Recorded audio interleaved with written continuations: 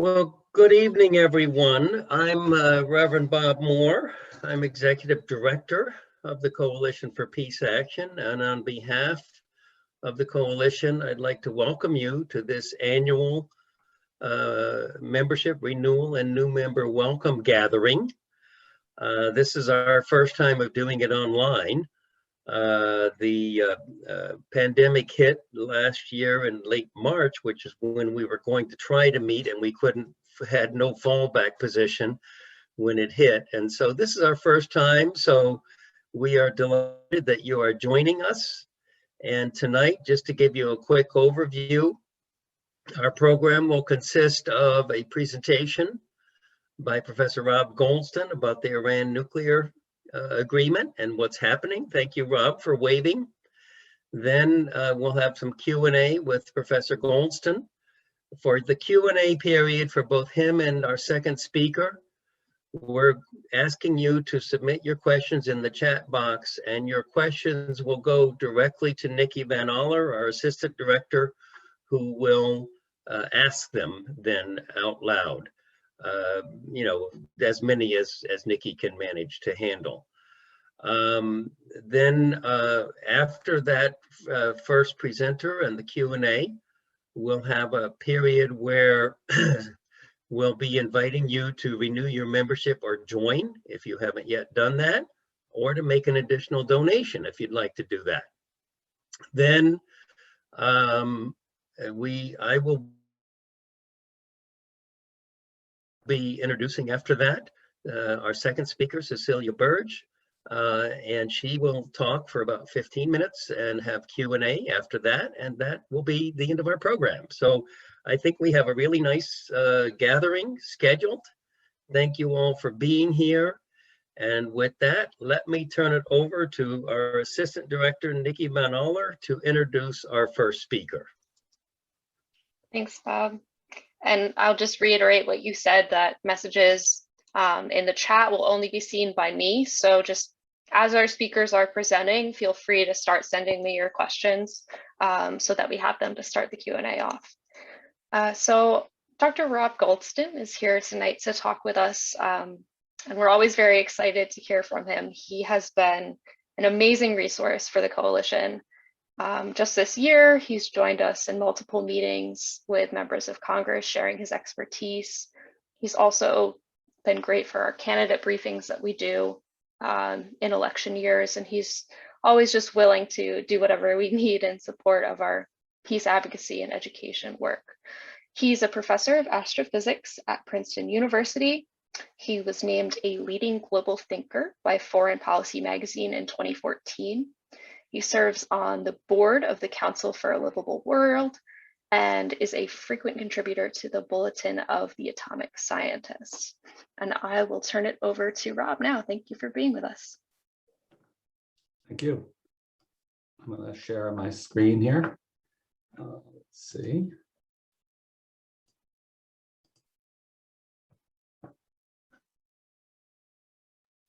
So hopefully you see my screen, prospects for reinstating the Iran nuclear deal.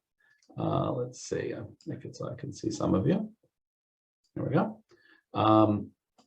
So I'm going to talk with you about where we stand, and there have been developments, up until a couple of days ago, and what those implications are for the prospects for reinstating the Iran nuclear agreement. And I call the sort of summary of the whole thing is there's pressure from all sides. So as Nikki told you, I'm at Princeton. I teach astrophysics, nuclear energy. I'm also in the program on science and global security there. And here's my talk for the Coalition for Peace Action today. So I'm going to take you back in time to a sort of a similarly crazy era to where we are right now. So maybe that's reassuring, I'm not sure. So what had happened in 2013 is that Obama had increased international pressure on Iran through international sanctions. He'd gotten China and Russia in particular to participate in sanctions. Now, there weren't extraterritorial sanctions. He didn't tell Russia and China, if you trade with Iran, you'll be in trouble with us. He just worked with Russia and China, of course, also the European Union, to do this. So we thought we were putting pressure on Iran, but in the spirit of pressure from all sides, Iran was putting pressure on us. They had produced at this point 125 kilograms of uranium that had been enriched to 20% uranium-235. So just to put that in perspective, let's jump down a line. 150 kilograms of uranium uranium enriched to this level, 150 kilograms of that is, by my calculation, 94% of the way to a bomb. So that is a little disconcerting. And actually, even the kind of uranium enrichment that you think of for fuel for reactors, 750 kilograms of that is 71% of the way to a bomb. And they had like 10 times this amount. So they were 71% of the way in some sense to 10 weapons. So that was, that's a kind of a nail biter. And this rightfully terrified Netanyahu. The breakout time, which got defined at this period, actually was not a standard nomenclature in arms control work, but I think it is a useful way to think. The breakout time to enough sort of weapons grade enriched uranium, 90% enriched uranium for a bomb was about 6 weeks at that point. So it's, it's a little hard to breathe when the other guy has 6 weeks to come up with a bomb. So Iran agreed, however, in this joint plan of action in 2013 to blend down its 20% enriched uranium to reactor fuel level, 3.5% at that point, as part of what was called the Joint Plan of Action, not the Joint Comprehensive Plan of Action, or the Geneva Interim Agreement in November 2013. And this was in trade for significant sanctions relief. And this gave the negotiators some breathing room so that we could work on something more comprehensive. That's where we were in 2013. So here is the Joint Comprehensive Plan of Action, and I apologize that this is a little bit of an eye chart, but it's worth going through it for a couple of reasons. One is to see the time scale for these things, and the other is for me to tell you where we are right now on this. So one limit was they could only have about 5,000 centrifuges, and that was to last 10 years. This started in January 2016, so that would have been January 2026. Limited R&D on advanced centrifuges, fancier ones. They've already broken this number, they've broken this. Limited deployment of advanced centrifuges so that enrichment capacity remains the same. Not the case now. Uranium enrichment was capped at 3.67%. Now they're back to making, 20% as well as 4.5%. The low enriched uranium stockpile was limited to 300 kilograms, and it's now a couple of tons, a couple thousand kilograms. They weren't supposed to enrich uranium at this underground, very highly protected facility at Fordoux, but now they're doing it. And they were only to test centrifuges of uranium at Natanz, but they're doing it at Fordoux now also. So that was really powerful stuff, and we have currently lost it. But it was a huge accomplishment at this point in 2016. The IAEA had rapid site access. I think that's not the case now. They were not going to be working on new heavy water reactors, which are another way to make weapons material. That seems to not be going forward terribly quickly. But actually some important long-term things. Iran made a commitment not to take the fuel that comes out of reactors and turn it into weapons grade material. And that was a permanent commitment, actually, though it wasn't exactly in the law of the JCPOA. So you gotta be careful, it was a statement by the Iranians. There was going to be continuous surveillance of centrifuge production areas. So that's very important. We were going to watch and see every centrifuge that got produced, and that was going out to 2036. That is crucially important. And also we were going to be able to surveil the uranium mines and mills, so we could see all the uranium that was being sort of put into the system. And if it wasn't showing up in the parts of the system we knew about, then that would tell us there was something clandestine going on. And that was out to 2041.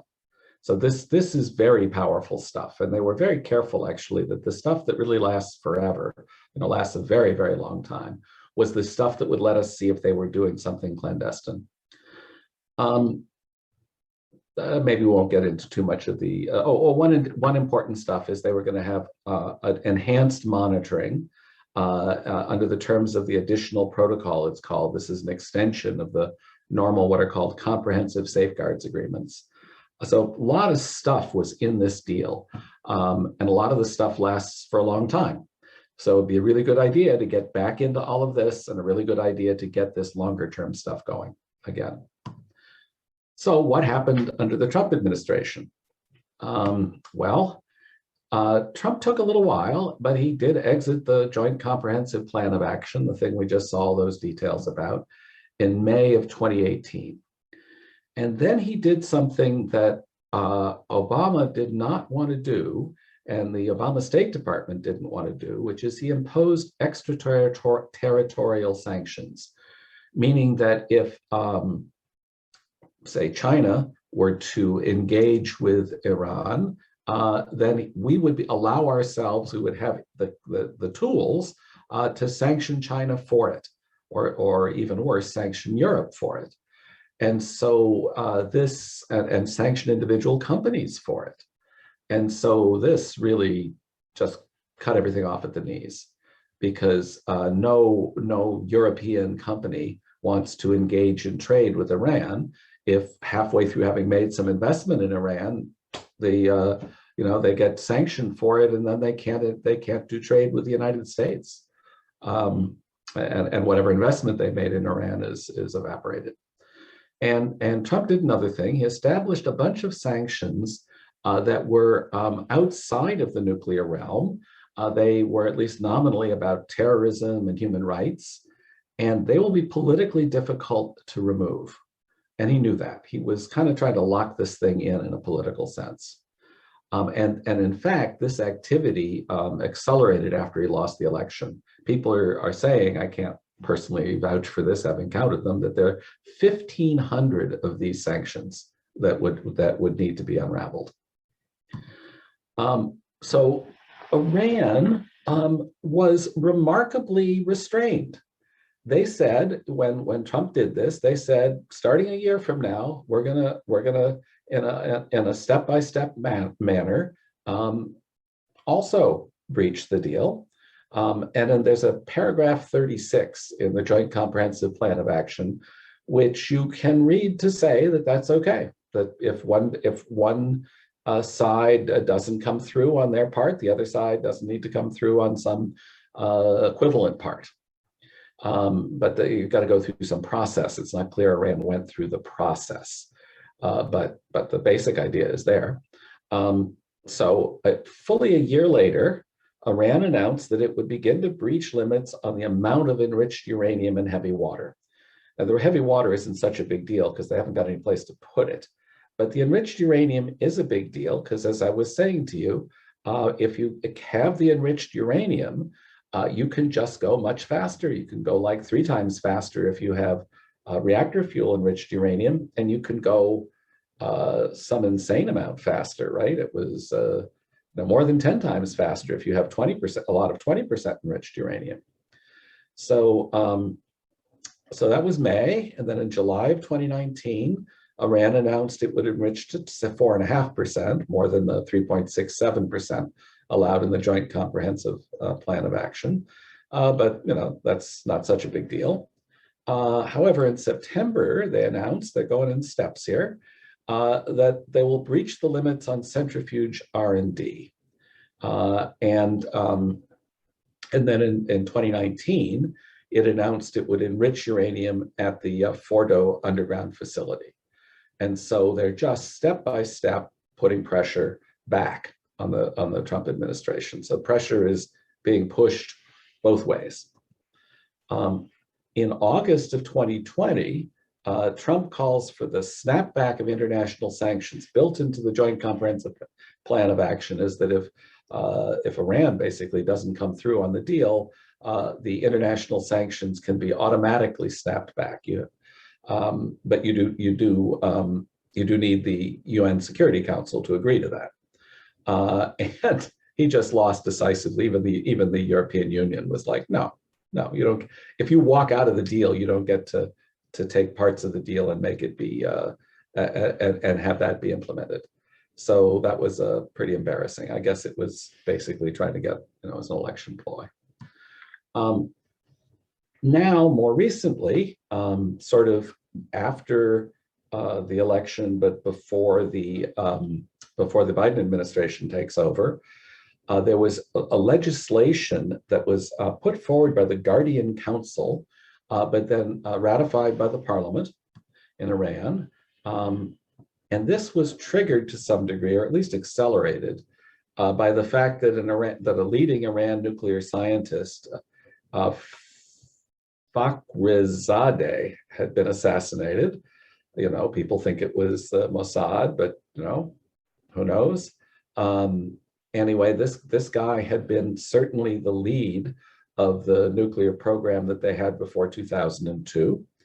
And so somebody decided it was a good idea to kill him. I think it was somebody who didn't want this deal to go through. So within a month, this law from the Guardian Council, which is a very hard over to the right organization, or whatever you want to, theocratic organization, its law was ratified by Parliament, and it included, among other things, there's a bunch of sort of somewhat longer term things, but these are the things that count right now, that the nuclear program in Iran should immediately boost enrichment to this 20% level, which is this scary level. Remember, that's 94. If you have enough of it, if you have 150 kilograms of it, you have enough to turn that into a weapon very quickly. And they're supposed to store at least 120 kilograms annually.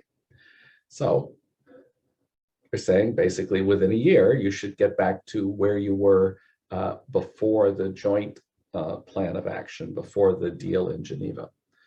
And Iran announced they're doing it. And they announced on April 7th, like 4 days ago, that they had now stored 55 kilograms. It's actually a little ambiguity whether this is uranium metal, the uranium itself, or it comes in a form uranium hexafluoride, and that's 1.5 times heavier than just the uranium. And so it's actually sometimes ambiguous what people say.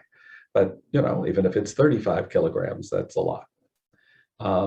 By February 23rd, they said, that it was 3 months after the December, January, February, 60 days, I guess, after the law was ratified. By February 23rd, so this is like 1 month after Biden takes office. By February 23rd, if sanctions relief has not been delivered, they're supposed to suspend this additional protocol, which gives the IAEA special tools to look at what they want to look at in Iran. And also there were these additional monitoring things, like monitoring of mines and milling, where you mill the uranium, you grind it up, and perhaps some of the monitoring of what goes on in the enrichment halls. It's actually not clear, but they were going to halt compliance with some of this additional monitoring. And that was as of February 23rd. So 1 month in. So impressively to me, the IAEA Director General Rafael Grossi, whom I know a bit because I've had a number of conversations with him. He's a very smart, very articulate guy who is very committed to the credibility of the IAEA and its specific non-political requirements, but they are real requirements, he feels, of what it is they need to do their safeguards job. And they need credibility both for being independent and for being scientific, and for being thoroughly scientific, being thorough when they're scientific. So he's an impressive guy.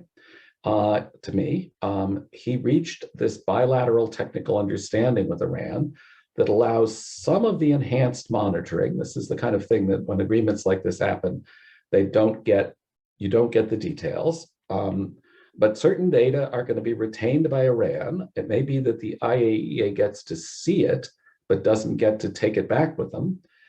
And Iran made clear that if sanctions relief is not delivered in 3 months after February 21st, it will destroy the recordings. So that gets you to May 21st, which is when the election process starts in full swing in Iran. But also gets you to the point where, if those recordings are destroyed, it's hard to have a continuous understanding of what happened. So on March 4th, the IAEA reached, I'm sorry. So there's this thing, then there's another thing that Rafael Grossi is quite concerned about. The IAEA had found uranium particles at certain places where they hadn't been declared there was any activity by Iran. And the IAEA did reach an agreement with Iran to engage in technical discussions about this. So the IAEA got to a place where they were reasonably comfortable. So I'm going to show you a video, let's hope it works, of Grossi flying back on February 21st to Vienna, having just spent some time in Iran making this deal. I'm just going to play you his discussion. So here comes Grossi. He's an Argentinian diplomat, been in Vienna working with the IAEA for many, many years. Okay, thank you everybody for waiting. The Director General Grossi will give a short statement, after which Can you hear it? Very good. It's very good to see you. Thank you for being here, and I'm sorry to keep you away from home on a chilly Sunday evening. Well, we've just landed, and I can say that we got a good result. We got a reasonable result after what was a very, very intensive consultation, negotiation with our Iranian counterparts. As you know, in view of the imminent deadline established by a law passed by the Iranian parliament, we at the agency believed that it was necessary, it was very necessary to have this conversation with our Iranian counterparts, so to avoid a situation where we all of a sudden would find ourselves in a situation where we would lack information about important activities taking place in Iran. This was the spirit under which I proposed myself, as you all know, to come to Iran. The Vice President, Salehi, accepted, and I was there yesterday and today. Basically, what we have agreed is the following. In the first place, we reconfirmed that Iran will continue to implement the comprehensive safeguards agreement without any limitation, as they have been doing so far.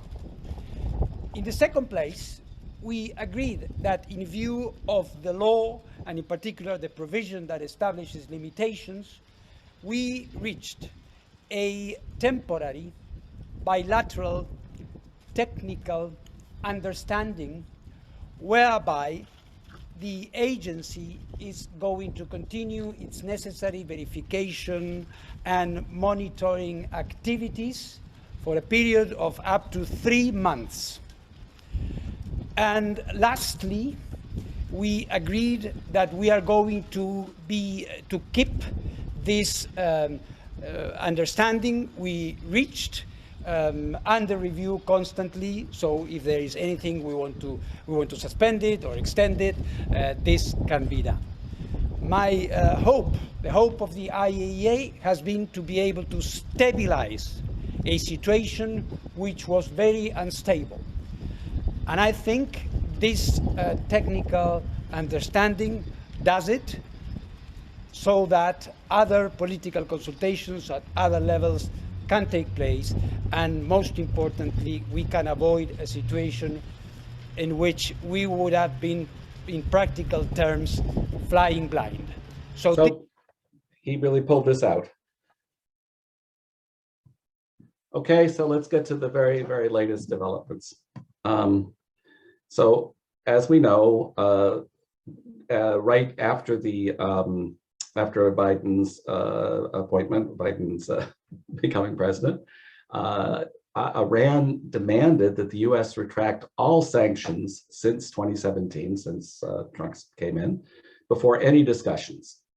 The U.S. demanded that Iran return to compliance before the U.S. will withdraw sanctions. So we were, you know, after you, Alphonse, kind of thing, or maybe the opposite in front. I don't know. Yeah, after you, Alphonse. Meanwhile, China and Iran announced a deal for $400 billion of investment from China in Iran in trade for Iran to sell oil to China. And so this, you know, avoided going through US financial things because they didn't have to go through it. This was sort of a, what would you call it, a barter. And so that's a big deal. And so we kind of lost China as a part of the pressure. Meanwhile, Iran agreed to meet with the Joint Comprehensive Plan of Action, so-called Joint Commission that oversees it, in Vienna this last week, while the US delegation happens also to be in Vienna. Now, Iran isn't going to meet with the US. That's a matter of pride for them. But the Europeans will meet with the Iranians, and the Europeans will meet with us. This created two technical groups. One is to work on steps for Iran to return to compliance. So what does Iran have to do in what order? And the other is to work on steps for the US to eliminate sanctions. What does the US have to do and in what order? Apparently, these technical working groups were successful and a positive atmosphere was reported really by everyone. However, the US says that if Iran expects all sanctions, even those unrelated to nuclear issues, to be lifted, then this will be an impediment. I think it's saying, at least the US is implying that they are being responsive to what Congress wants, which is that we retain some leverage. How this will play out, how you know, whether this is going to be a real ultimate impediment is an issue. It seems as though the issue of who goes first has now been resolved. And the idea that it's going to be step-by-step compliance for compliance is resolved. The question is going to be how far do we have to go on sanctions relief to get how much compliance on the nuclear side? A very good piece of news is it wasn't clear when the political level Joint Commission was going to reconvene, and it's next Wednesday. So that's very quick. But meanwhile, of course, we sort of have these 3 months. And just now, Iran just displayed some more advanced centrifuges, and I'll show you a little video of that. And sort of while they're displaying the more advanced centrifuges, somehow the electrical power at Natanz, I mean, not during the video, but some of the electrical power at Natanz goes out kind of mysteriously. So people are thinking, is this a cyber attack by the Israelis? You know, who knows? The Americans said, we had nothing to do with it. So here's the picture of the centrifuges in Iran, modern centrifuges. It's 15 screws. That's a very powerful centrifuge, a very modern centrifuge.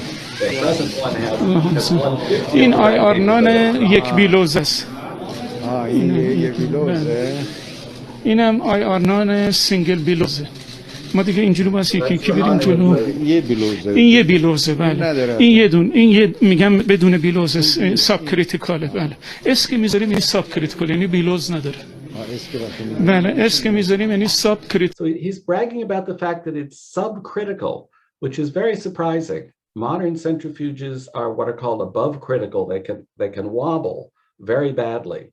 And apparently they've designed this, or at least he's trying to make us believe they've designed this thing so it can't wobble. It's short. You can see in the picture, it's relatively short. It's relatively fat, which would make it unlikely to wobble, but in normal understanding, it wouldn't give you as much enrichment as you might like. So if they're doing 50 SWUs out of this thing, that's a big step forward. And this one, they haven't installed in testing. They're just beginning to test it. And they're not enriching with it yet. So in summary, on the pressure from all sides picture, Iran's breakout time is now about 3 months. That's more than before the JPOA. It's not as bad as it was then. It's less than during the JCPOA. But of course, in 3 months, they can do, 3 months of enrichment. And so that's a little scary. This is the same as the period the IAEA will be constrained in its inspections. And it's, I think the IAEA probably has the capability to see if these guys are breaking out, but we don't know that for sure. Netanyahu has made clear that Israel will defend itself against an existential threat from Iran.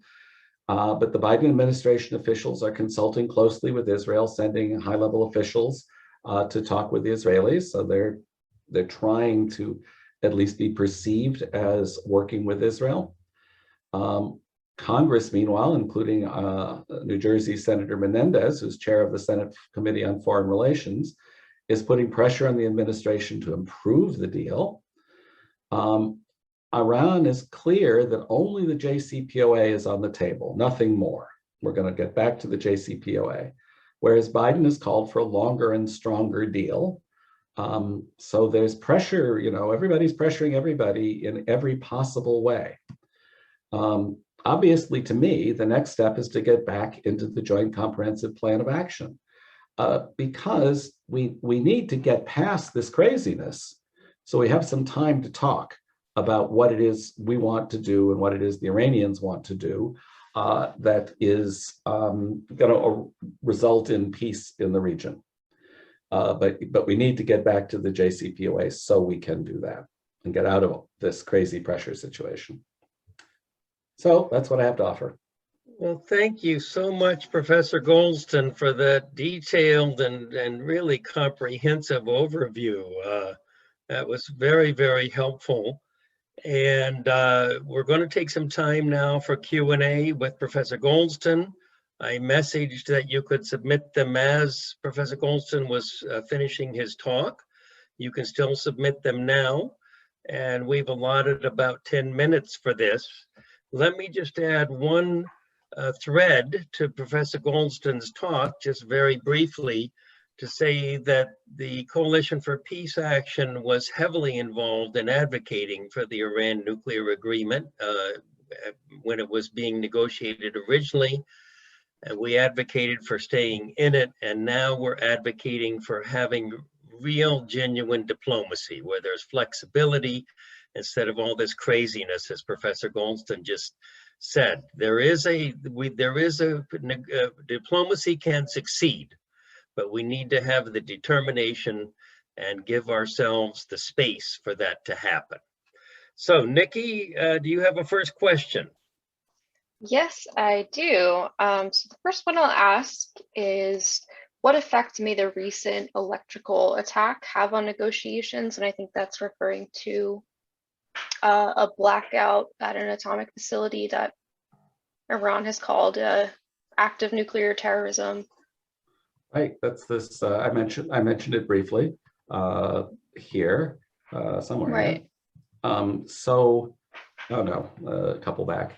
We don't know. It's probably not been. Well, we don't know. It's actually a little ironic in that they're talking about these IR-9s as being subcritical, which is surprising, as I said, technically. But it would make them actually immune to such a thing. If the power goes out, they'll just spin down quietly because they won't spin through a resonance. They're already below the resonances, below the critical points. But probably the IR-2Ms that they are running are supercritical, and it's conceivable that some damage was done by turning this off. It's just everybody's pressuring everybody. I don't know that that's a huge, big additional pressure point, but we'll see. Nikki, do we have a second question? Yeah, I have a few more questions. What do you think about the potential of mutual interests like climate change and the pandemic creating more of an environment of collaboration to, lower the temperature? Yeah. So let's go back to, let's talk about the pandemic. I actually wrote an article at the Bulletin of the Atomic Scientists that was entitled From Maximum Pressure to Humanitarian Détente, and saying that we could be opening up channels for the Iranians to be able to spend money on the international market to get medical supplies, including vaccines. And obviously that would have been a very good thing to do. The Trump administration hasn't done it. I'm not aware of whether the Biden administration has done anything along those lines. As to climate change,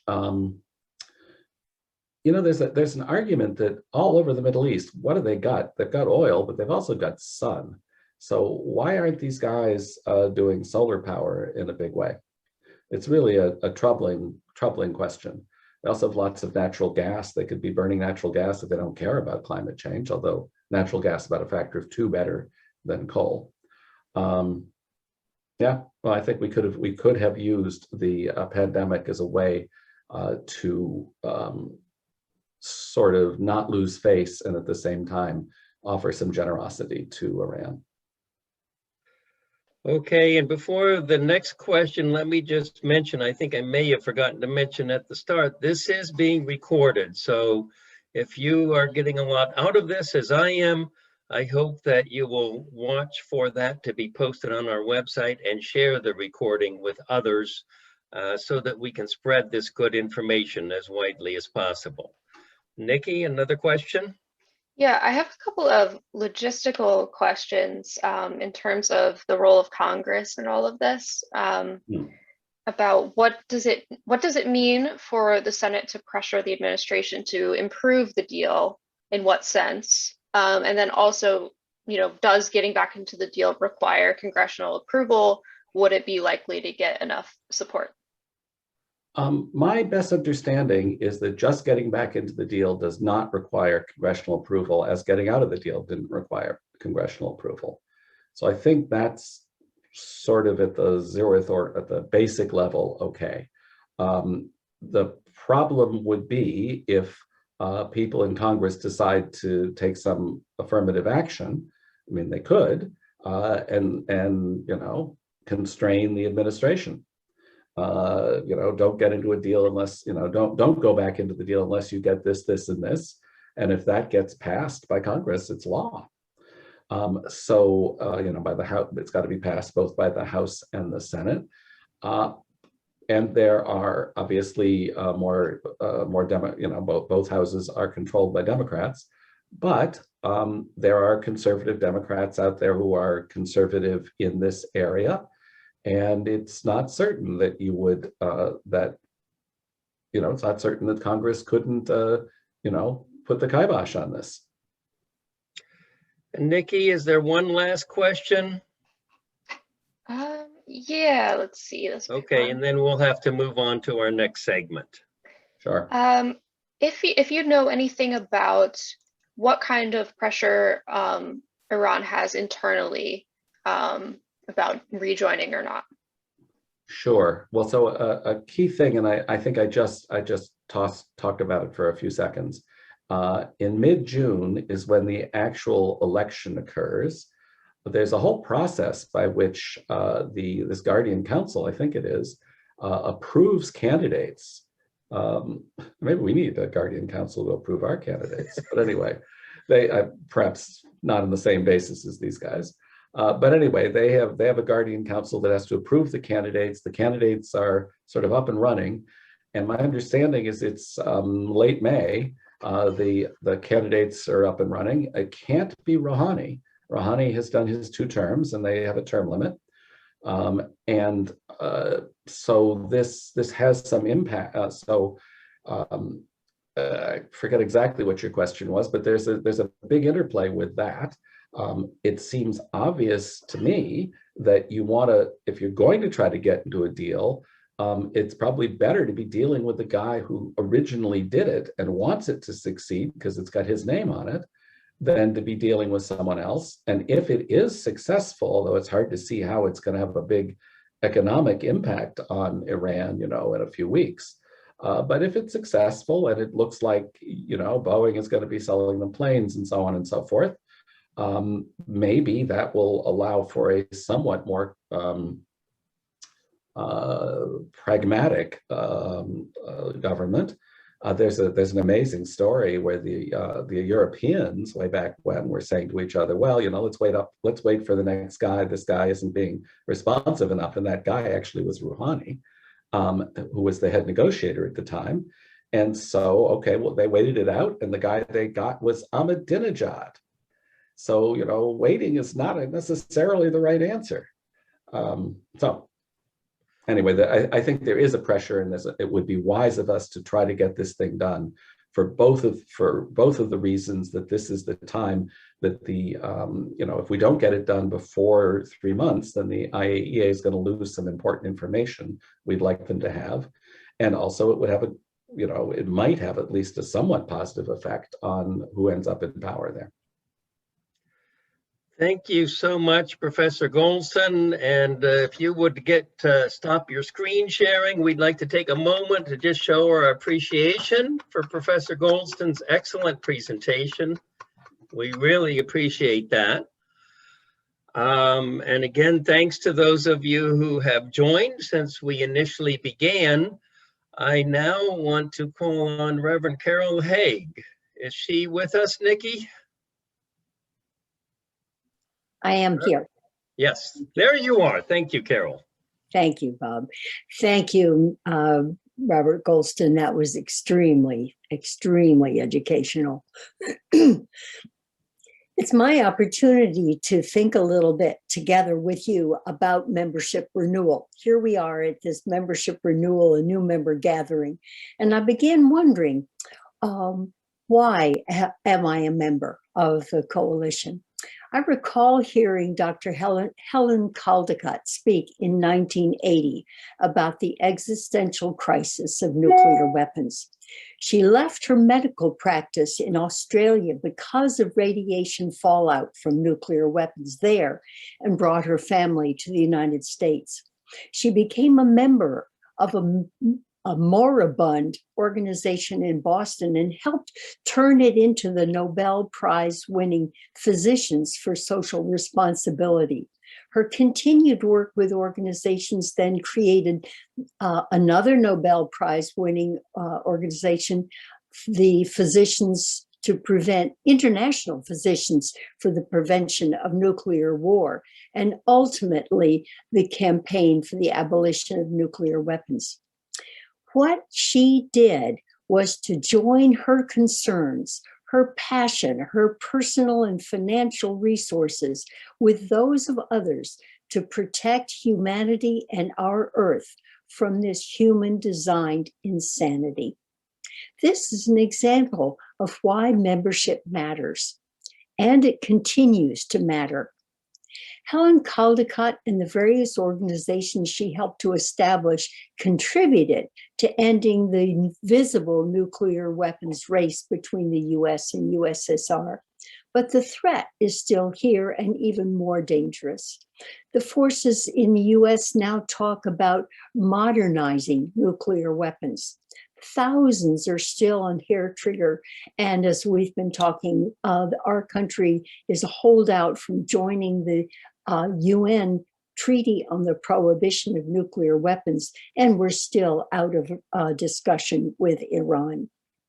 The Coalition for Peace Action will not single-handedly end the nuclear threat, just as Helen Caldicott did not alone end the US-Russia arms race. But together, we can move the needle on the dial. Together, we can educate and influence fellow citizens to understand the continuing nuclear threat. Together, we can educate and influence legislators to move the United States into international commitment to end this existential threat. And together, we in this room can help raise the funds to make this happen. Because a generous donor has promised to match every cent raised here tonight, up to $2,000, I challenge you to double that amount. Let's contribute $4,000 right now. And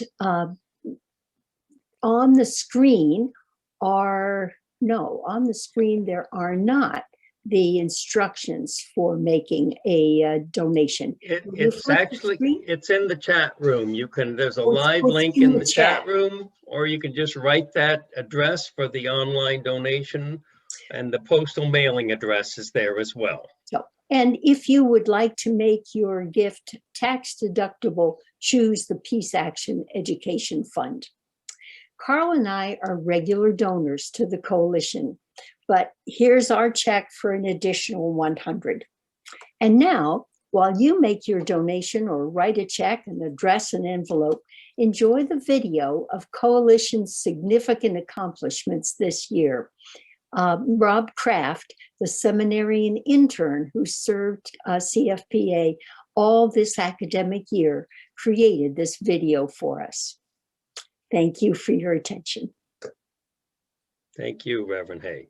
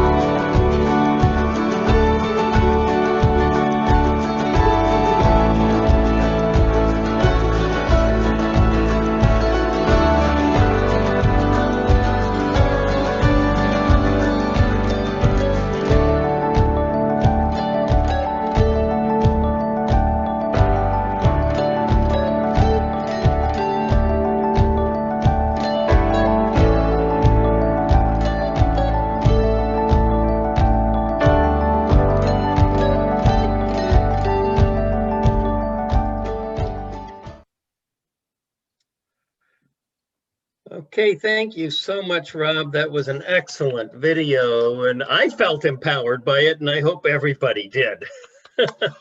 There's a lot of great work that we've been involved in, and we're so blessed to be able to do it because of the support of all of you. So even if you haven't yet written your check or made your online donation, please feel free to do it as the evening continues. And that slide, you may have noticed a slide there about one of our most recent activities in which we co-sponsored a very important rally against Asian hate. That was on March 27th at Heinz Plaza here in Princeton, and an estimated 3,000 people came. That's mind-boggling, I think, especially with the pandemic still remaining a problem. So we were thrilled to be part of it. And I have to say, we were so blessed to connect with our next speaker as a part of the organizing for that, Cecilia Birge. And she is one of the leaders and organizers of the Chinese American community of Princeton. She did an outstanding job coordinating that. Of course, there was a very strong team of people, most of them Asian Americans, but others from other sectors joined, and we had a great expression of solidarity. And by the way, if you want to see some really good press coverage of that, it resulted in 3 front page articles about that event in the Daily Princetonian, in the Town Topics, and in the Princeton Packet. All had front page coverage of that rally. So I think that was a really amazing accomplishment. And so it's my pleasure to invite Cecilia Birge to be our next speaker. Thank you so much, Reverend Moore, and thank you, everybody. It's so wonderful to be here with all of you, and I really appreciate the opportunity to be in person virtually to express my appreciation for the solidarity that you all demonstrated on March 27th and beyond. So I have to say that I'm a little intimidated following such amazing speakers. So I will do what I do the best, which is whenever I'm given an opportunity to speak, I always start with showing off our wonderful students. I'm an assistant principal at Princeton High School. So I want to begin this talk with a poem written by one of our recent alums, and she read this poem at the rally. So let me see. Hold on, I'm sorry. Here, this should do it.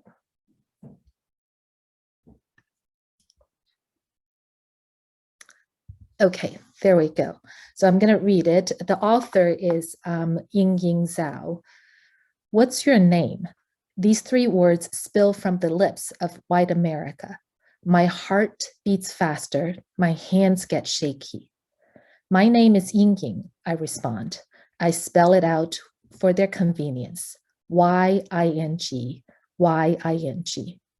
My mother bestowed this name upon me with bright eyes and big dreams, a precious name for her precious daughter. In China, my name means fullness, happiness. In America means something else. In America, Ying means listening to the ridicule of your classmates at a young age, wondering why you don't have an English name, wanting you to change it to assimilate. In America, Ying means seeing the shock on people's faces when they hear you speak perfect English, condescending, insulting words of praise filling your ears. Your English is so good, they exclaim, for someone like you. In America, Ying means answering question after question. Where are you from? No, where are you really from? No, I mean, where do you originate from? In America, Ying means putting up with strings of racist nicknames. They say them, and they expect you to laugh too. In America, Ying means feeling out of place, too Asian to be fully American and too American to be fully Asian. In America, Ying means you brought the virus over. It means you are the Chinese virus and the Kung flu. It means you are responsible for over 30 million cases and over 500,000 deaths. And just last week in America, Ying means that you are just a sexual object, constantly fetishized by and for the white male gaze. You are desirable. I'm sorry, I'm losing the thing. You are desirable, exotic, oriental beauty at its finest. You are a temptation, a sex addiction that needs to be cured. In America, Ying means your mom warning you not to leave the house when it's dark outside, hugging you tightly, patting the top of your head, telling you that she can't afford to lose her only daughter. In America last March, I read story after story of Asian people attacked on the streets, in the subways. Their daily routines cost them their livelihood.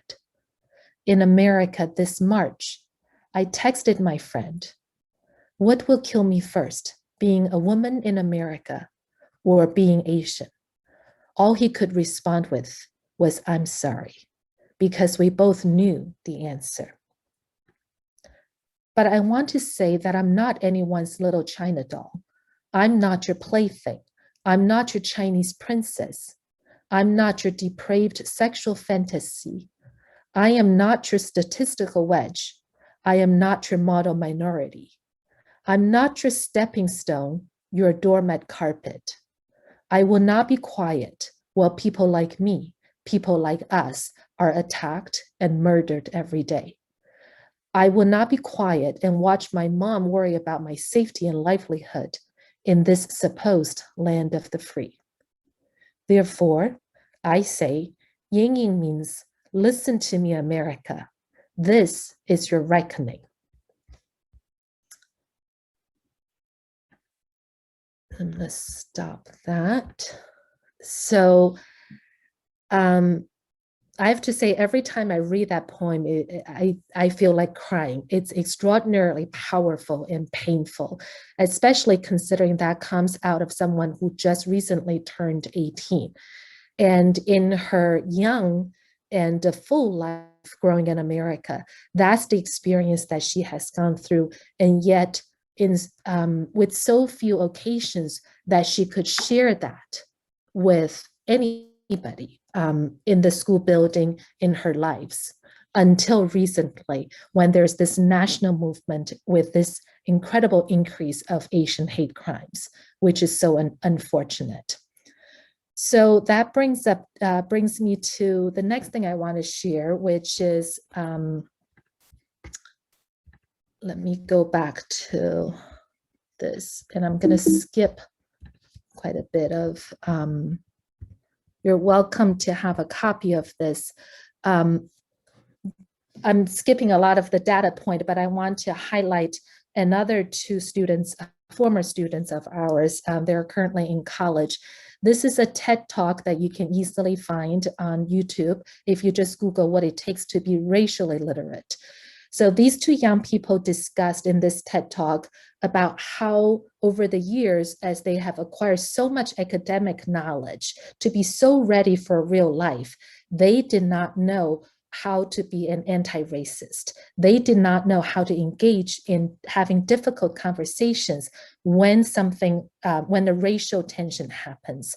So they created this textbook, they wrote this book called Classroom Index, where they mostly interviewed students of their ages and they shared their experiences. And that inspired the educators in my building to create a class called Racial Literacy. And in this video, they talked about the heart gap and the mind gap. The heart gap, they discussed how history is taught in our curriculum, in our classrooms, with so little connection with our students' experiences. So while they academically understands that slavery is a bad thing, they look at their experiences today, they don't see the impact that it has on them. And therefore, there's a lack of empathy. And by extension of that, they fail to understand why racism, especially today's racism, is a systemic one. And that impacts all of us, not just Black folks. It's every single person in this country, in this world, is impacted by that systemic racism. So they are also calling on all of us to co-create a shared American culture that identifies and embraces the different values and norms there exists within our communities, which is a powerful call of action. And they're asking all of us to be racially literate, to understand who we are. And here's the best part that I appreciate so much. Their goal is for all of us to heal together. And so going back to that message of solidarity, only if we stand in solidarity, that we build strong coalitions, can we eventually heal as a nation.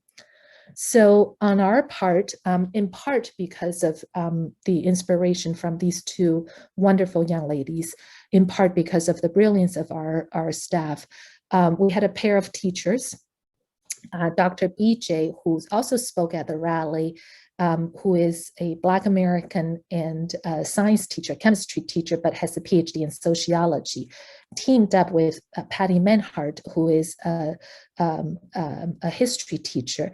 And they spent some time and created a curriculum called Racial Literacy.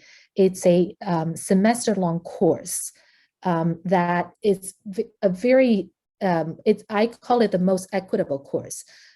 In that classroom, you see students with straight A's that are heading to the top tier university to study science, history, and you name it, as well as struggling students for whatever reasons, special needs students, and any of the students in between. And they get together, they have an opportunity to evaluate really the painful part of our history of all ethnic groups, not just talked about slavery, and they connect their personal experiences with the historic information they've learned. At the end of the semester, they create a presentation. Each student or each small group of students present a presentation of what they've learned through this course. It's been really powerful. My second child, my daughter Anna, took the class, and I have to say it transformed her as a biracial child growing along growing up in this suburban bubble called Princeton. She mostly identified herself as more or less a white American with a Chinese mother. But this course gave her a voice as someone who is of biracial, as someone who is interested in both, and also it gives her a newfound determination to seek social justice. So when she was doing her college tours, whether the school has a strong message for social justice became one of the most important factors in her decision-making process. And she also transformed our dinner table conversations. And in part because of her involvement in this class, I decided to take the same class. This past summer, Dr. BJ and Patty put this class online and made it available to all of our staff. The online version is slightly different. So each of us it's asynchronous learning. So we go at our own pace within a certain time frame. And we don't know who is in the classroom. All we know is they are the person who is in my group is another educator within the district. And then we participate in discussions. We contribute in whichever way we want to contribute. At the end of the course, the last day, she reveals who our classmates are. And that's when you put the name with the experiences that you just had in this class. And it's really fascinating that I found a lot of assumptions that I used to make, that I made for our staff, came out to be just that. It was assumptions. Most of it, frankly, was untrue. So moving forward, we are collaborating with the library, trying to modify the curriculum and come up with a version that our community members can take through the library. So that work is in process, and we're hoping to present that to the public sometime, hopefully this summer. We've got a lot to do with the pandemic, trying to reopen schools and bring all the students back, but I'm really hoping that we can bring that to the public. And I'll be interested in taking that again, because I think with the community members like all of you here coming from such vastly different background, to bring all the experiences that you have with you, the discussions will be just amazing. I think all will be challenged in very many dimensions. And I really look forward to that. So that's it for my presentation. I'm very, very interested in hearing what kind of questions you have. Thank you.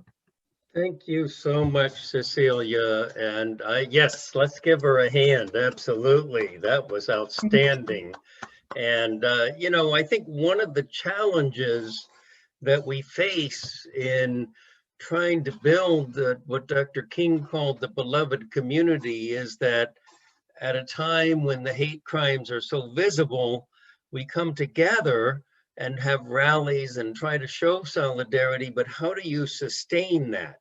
And I think you have really made a great start at answering that question, because these racial literacy programs that can help us deepen our understanding and deepen our encounters with each other are really a great tool. So thank you for that heartening. And what a powerful poem to start with there too, Ying Ying's poem. So thank you again. That was really outstanding. Thank you. So Nikki, do we have some questions? Yeah, so I'm getting a lot of questions along the lines of what can we as everyday people, of all races and backgrounds, what can we do to work toward racial healing in this country? I think, boy, I wish I had all the answers, right? And unfortunately, I don't. I so wish that all of us just have that silver, the silver bullet that cures racism. But unfortunately, I think what we need to recognize is that we are all human. We're all imperfect. And we come with flaws. Whether we're born with it is up for question, but we certainly know that we've got to accept that we have flaws in all of us. So with that awareness, we hope that we can have enough empathy, that we feel for those who suffer, who are pained by all kinds of incidents. So if we go from there, and that's when we begin to build coalitions. So I know that's not what everybody is looking for, if you will, but I hope that, all of us, let me, actually, one of the interesting things about this recent movement is a lot of the Asian communities are calling our schools to have Asian American studies. And while I strongly support that initiative, everybody I've talked to, I've said that when we talk about how to be an anti-racist, there are really two parts of this. For courses like Asian Americans, African studies, Afro-American studies, or discussions of slaveries, those are external knowledge. But it's really courses like racial literacy, where you can take that external knowledge, make a connection with your personal experience. That's when you build personal capacity. That's how you become an anti-racist. I have to say, when George Floyd happened, yes, I was on the street. I was protesting. I knew there was the wrong thing. I knew that we have to condemn racism. I did all the quote unquote right things. I had a colleague who was a Black woman. She's the supervisor for special ed at Princeton High School. And she came to my office one day and she just was feeling distraught. And honestly, I did not know why she was personally feeling physically drained until the 6 Asian women were killed in Atlanta.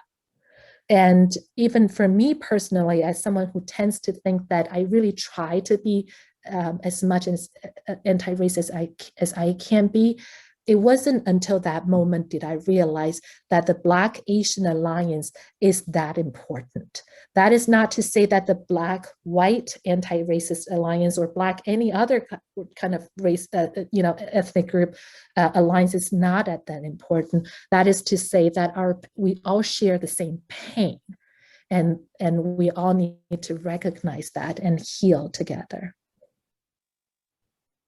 Thank you so much. Nikki, another question?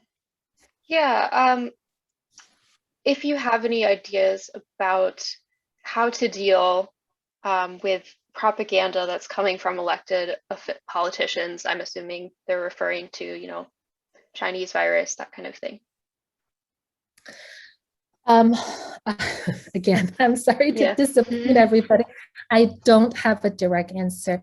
And I think, here's another thing is when such traumatizing events happen, our instinct is we want an instant cure, because there's nothing wrong about that. We all want that. And it's really hard to tell, in my role as a school administrator, it's really hard to tell the community, tell the parents, let's take a step back. We all need to take a step back and look at the whole situation. And because our ultimate goal is to heal, it's not to punish, right? There's in schools, very often parents ask us, what are you doing to punish the students who created the hurt? I hope that we go through a restorative practice first, before we get to that disciplinary actions and those kind of punishment. There are things that cannot be restored, but I do believe that most of the things, especially in a school environment, should be and can be restored. There's no doubt that coming out of our expectation from our elected officials is that they must take a strong stand. I also hope that they can take a more sophisticated approach than the traditional Black versus white approach.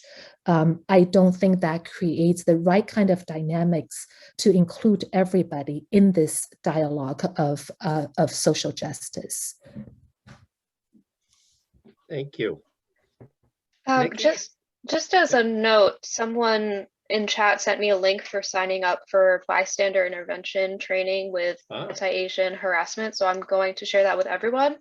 Okay. And then kind of along those lines, Cecilia, definitely let us know if that course ends up being available Yes, at the library, and we'll let our members know. absolutely. Yep, we will. Yeah, and I mean, I'd want to just add one thing as a white male. It's been a long growth process for me. And I think a key to it is being willing to listen, to know that we don't have all the answers. In fact, unfortunately, white privilege is a very big part of the problem that's caused this original sin of racism in our country. And so, you know, we need to listen. So I was so grateful for that poem you started out with, Cecilia, because, you know, you encounter this in a sort of at a surface level, but Ying Ying's poem really gave you a sense and helped me at least have more empathy with what the Asian American community is experiencing right now. And of course, it's not the first time, as we all know, the Japanese were interned during World War II, shamefully. And it's taken me a long time to come around also on an issue like reparations, I have to admit. I was kind of skeptical of that for a long time. And I think that as we open ourselves up to listening to people of color, listening to their insights, but also their pain, to learning about the history, the 1619 project that the New York Times did summer or so ago, that really opened my eyes to a lot of things. And so I think just being open to exploring ways of healing this terrible sin of racism that we, you know, was right at the heart of how America got started, and still, unfortunately, we all see all around us all the time is very much a part of what our society struggles with today, is that brokenness. Yep. Very well said. Nikki, any more questions? I don't think so. I think that's everything. All right. Well, again, Cecilia, we really appreciate your initiative, your leadership, and what you shared tonight, I thought was really, really powerful. And so, and thank you for helping lift up the voices of these young people and of the teachers at your school. These are, I think, exciting steps forward, and we want to continue to stay in touch and to partner with the Asian American community, with African American community, with all the communities of color, and to try to be an agent of transformation in our country, because we really, really need that. Thank you so much. Well, thank you. And yes, let's show another round of appreciation for Cecilia and the outstanding leadership and presentation that she just shared with us. Well, that does bring us to the end of our evening, and I don't think anybody will complain if we're going to end 15 minutes or so early. But I do want to remind you that if you didn't, while the video was playing earlier, or while Reverend Haig was speaking, didn't make your donation, I strongly encourage you to. It's really the foundation of how we can continue to do this kind of organizing that you saw in the slideshow. And there's a lot of challenges ahead. The Iran nuclear agreement is at a critical point. Thank you again, Professor Goldston, for your outstanding and thorough presentation. And now we have the rise of different forms of hatred. And so we really need to be together and to stand in solidarity and to be strong as organizations and strong as caring people. So thank you again for attending this evening. Wish you all the very best. Have a peaceful rest of your evening, and let us stand together in solidarity for justice, for peace, and for stopping the climate crisis. Thank you and good evening.